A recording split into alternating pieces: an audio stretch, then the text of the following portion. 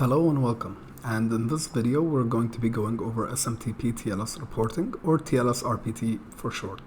TLS-RPT is a critical protocol that works alongside MTA-STS to ensure your emails are delivered securely.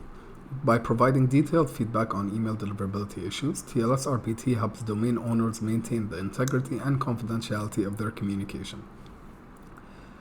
TLS-RPT is a standard for reporting email deliverability issues when an email is encrypted with TLS.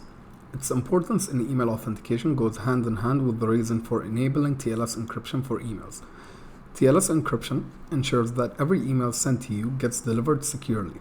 In case the connection is not secure, many times emails may fail to get delivered. TLS-RPT makes it possible for domain owners to monitor email delivery and connection failures. So when we take a look at the reporting on the portal, you can actually cascade each report individually, and if there are any failures, so for example we can see here that the number of failed emails is 1, you can deep dive and investigate the reason for the failure. So for example, in this case, the main cause is due to a validation failure.